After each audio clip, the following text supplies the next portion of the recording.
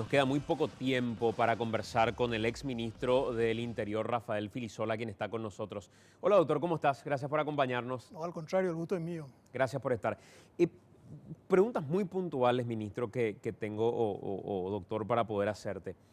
La primera tiene que ver con este proyecto que plantea Mario Abdo Benítez de utilizar a las fuerzas militares, a las fuerzas armadas en el combate al crimen organizado. Hoy delimita al ministro de Defensa y dice, no los vamos a usar para controlar cédulas, no los vamos a usar para combatir a motochorros, no los vamos a usar para otra cosa, los vamos a usar para esto. ¿Qué opinión te merece?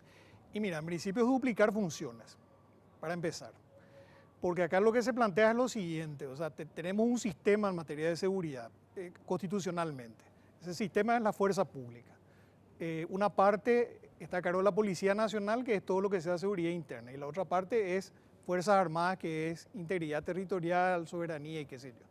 Entonces, lo que acá se está planteando es que la fuerza policial no está pudiendo cumplir plenamente con su rol.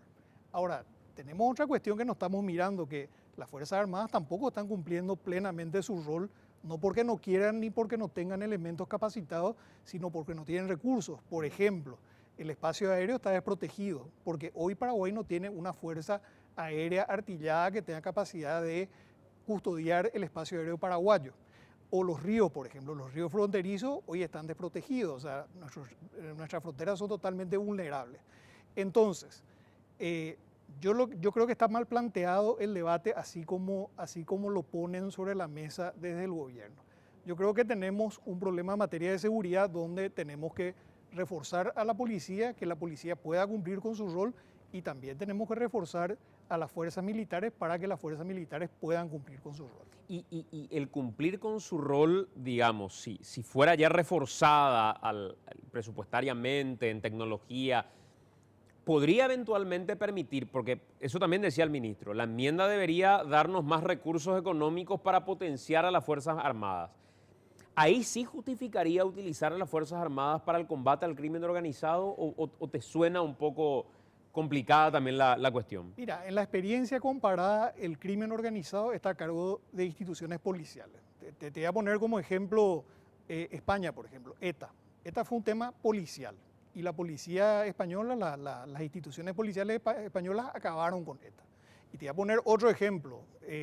En México, en algún momento dado, creo que con Felipe Calderón, militarizaron la lucha contra las drogas. Hoy no saben cómo salir de eso. O sea, pues fue un fracaso.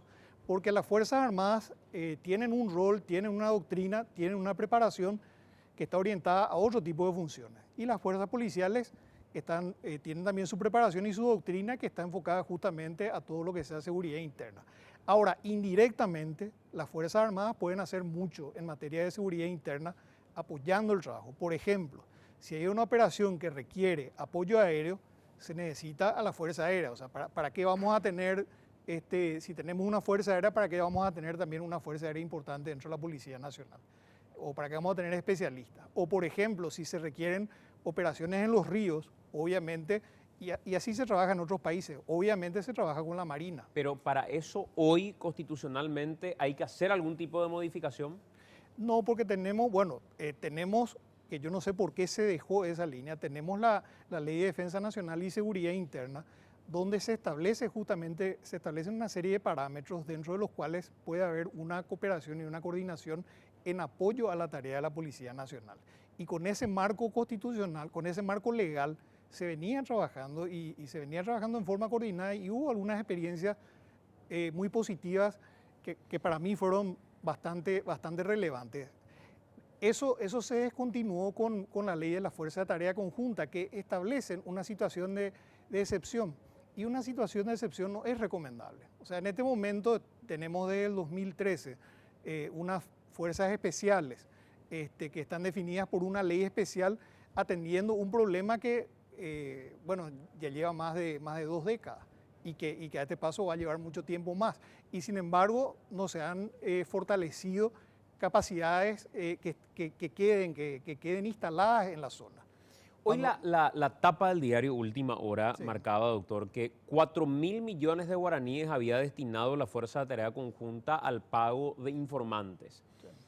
Y vinculo yo eso, le planteaba al ministro, a lo que ayer nomás declaró la ex fiscal, la actual fiscal general del Estado, pidiendo prácticamente, rogando al EPP que dé información respecto a las personas secuestradas. Yo no recuerdo un antecedente, puede que sea malo de memoria, pero no recuerdo un antecedente donde alguna autoridad ligada a la Fiscalía, a la FTC o algún otro organismo, Ministerio del Interior, ruegue a los captores dar algún tipo de información porque es información que no maneja la Fiscalía, la Inteligencia, la Fuerza de Tarea Conjunta, nadie. ¿Cómo se justifica el desembolso de 4.000 millones de guaraníes versus el desconocimiento sobre qué pasa con los secuestrados?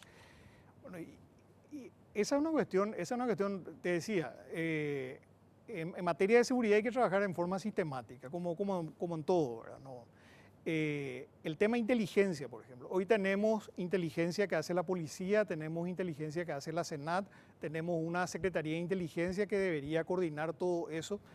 Entonces, ¿qué es lo que se aprendió en muchos países por ejemplo, con el ataque a las Torres Gemelas, por ejemplo? Que mucha información se tenía, pero estaba dispersa. Entonces, esa información no fue debidamente procesada, que a lo mejor si se procesaba esa información se podía haber evitado esos ataques.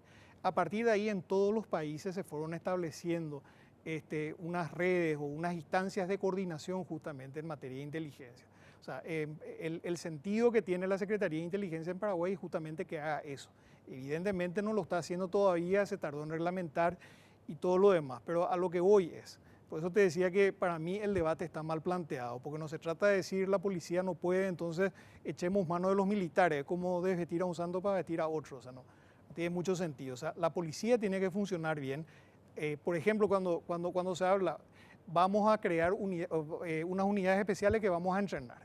O sea, a la policía le falta personal en este momento. Nosotros, según los últimos números que vi, seguimos en 20 y pico mil efectivos, que no todos son operativos, ahí hay administrativos, en fin. Una estimación que hicimos hace varios años nos señalaba que necesitábamos más o menos 40.000 efectivos. O sea que hay que invertir más en seguridad interna. Entonces, ¿para qué vamos a, en otra institución, vamos a entrenar más personal para hacer lo mismo que está haciendo ya la policía y en el caso de narcotráfico está haciendo también la Senat? O sea, no tiene mucho sentido. Por eso yo creo que acá se tiene que tener un debate sistémico acerca de lo que necesitamos de la Policía Nacional y lo que necesitamos de las Fuerzas Armadas.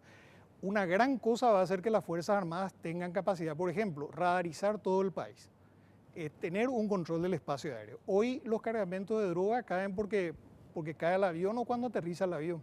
Pero ¿cuánta droga se mueve por el espacio aéreo paraguayo sin que los aviones sean siquiera detectados? Y si son detectados, ¿qué capacidad tenemos nosotros de interceptar esos aviones? ¿O cuánta droga que viene de Bolivia se mueve por el río Paraguay?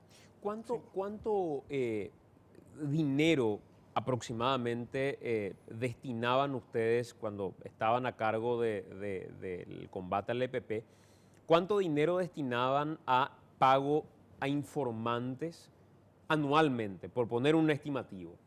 Mira, para pagos de informantes, para una serie de operativos que llevaron a varios ataques a campamentos y todo lo demás y capturas muy importantes, las capturas más importantes que se hicieron, nos llevó alrededor de creo que 2.000 millones en 2 años, que era un rubro en realidad que nos dieron por ley especial que era de 5.000 millones, sobraron 3.000 millones que nosotros habíamos depositado todo eso en un banco y se estableció un protocolo de trabajo que era contraoperativo, o sea, contra resultado. O sea, al informante no le doy plata hasta que no tenga resultados. Claro, contra el resultado. O sea, si el informante decía conozco un campamento, entonces hasta que muestre el campamento, la ubicación exacta y se haga el operativo, hasta ese momento no se paga. O sea, los pagos que se hicieron contra resultados concretos. Es más, se informó, obviamente sin la identidad y todo lo demás, pero se informaron los montos inclusive a la prensa. Yo ahora ya no tengo en mente, pero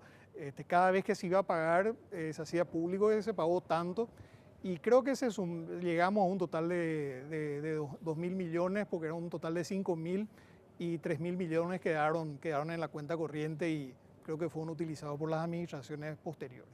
O sea, pretender que el dinero de pago de informantes en realidad solo represente 30% de eso que publicaba hoy Última Hora y que el resto se utilice para combustible o se utilice para imprevistos, algún vehículo que se haya descompuesto, es como que no cierra dentro de la lógica que maneja habitualmente quien comande la lucha contra el EPP. O sea, hay dos cuestiones. El pago de informante tiene que estar muy bien planteado, porque si no ese dinero probablemente se puede utilizar de una manera inadecuada. Ahora, hay otros rubros de gastos reservados que son rubros ordinarios que se pagan mensualmente, tiene la comandancia de la policía, creo que tiene el Ministerio del Interior, tiene antisecuestro, supongo que tendrá las FTC, en fin. Obviamente el personal operativo que está en el campo no puede ir con un bono de combustible de la policía o de las Fuerzas Armadas a cargar combustible en un vehículo que tenga el logo de la policía. O sea, hay operaciones donde el personal tiene que ir en vehículos particulares, tiene que pagar en efectivo el combustible, tiene que tener dinero en efectivo, hay gastos menores. O sea, hay cierta discrecionalidad con la que tiene que contar mensualmente el personal que está en operaciones. Esos gastos reservados yo creo que están plenamente justificados. Además, de repente hay determinadas inversiones en tecnología, no gastos mayores, pues para gastos mayores está el procedimiento secreto que está previsto también en la ley, se hace con código secreto, pero hay determinadas tecnologías que muchas veces se compran con urgencia y también están justificadas dentro de lo que implica el rubro presupuestario de gastos reservados. Ahora, eso tienen que ser, vamos a decir, gastos mensuales, o sea, no estamos hablando de cifras grandes. Estas cifras grandes para informante, qué sé yo, que es una persona que está exponiendo su vida, que se está arriesgando a que le maten, entonces que tiene una expectativa o va a hablar, pero si se le paga mucho dinero, obviamente ese rubro tiene que ser protegido y tiene que haber un protocolo de control para que no se utilice de una manera inadecuada. Doctor, te agradezco mucho por compartir con nosotros. Muy amable. Rafael Filisola, exministro del Interior.